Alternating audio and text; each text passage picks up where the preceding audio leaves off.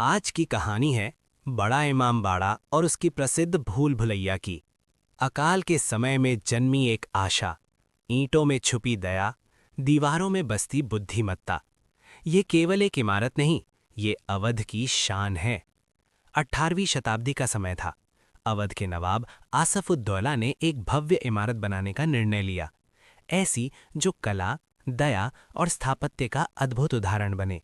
कहा जाता है कि उस समय अकाल पड़ा था और लोगों को काम देने के लिए ये निर्माण आरंभ कराया गया। सबसे पहले नींव की मजबूती पर ध्यान दिया गया।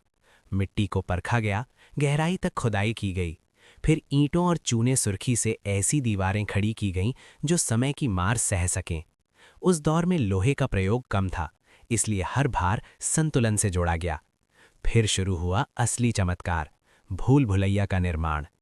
ऊपरी हिस्से में सैकड़ों संकरे रास्ते बनाए गए, ऐसे मोड़ जो एक जैसे दिखें, दरवाजे जो आगे बढ़ने का भ्रम दे, खिड़कियां जहां से हल्की रोशनी आए पर दिशा का अंदाज न लगे।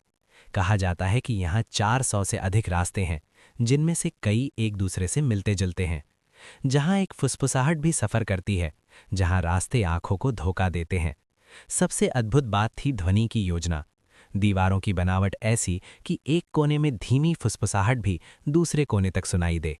ये केवल सुरक्षा के लिए नहीं, बल्कि स्थापत्य कौशल का प्रमाण था। बड़ा इमाम बाड़ा का मुख्य हॉल भी अपने आप में अनोखा था। बिना किसी बीम या खंभे के बना विशाल कक्ष, इतनी बड़ी छत पर सहारा केवल दीवारों का। ये उस युग की इंजीनियरिंग समझ का अद्भुत उदाहरण था। दिन रात कारीगरों ने मेहनत की, ईंटों पर ईंट रखी गई, नक्काशी की गई, हर गलियारा सोच समझकर बनाया गया, ताकि ये केवल इमारत न रहे बल्कि रहस्य बन जाए।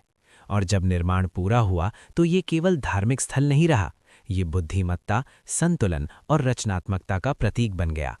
आज भी जब कोई भूल भुलैया में प्रवेश करता है तो कुछ कदम बाद ही दिशा भ्रमित हो जाती है। ऊपर से दिखता शहर, नीचे छिपे रास्ते, मानो इतिहास आंख में चौली खेल रहा हो।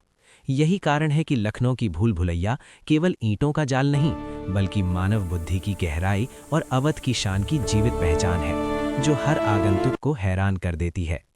लखनऊ की ये भूल भुलैया आज भी हर कदम पर इतिहास से मुलाकात कराती है।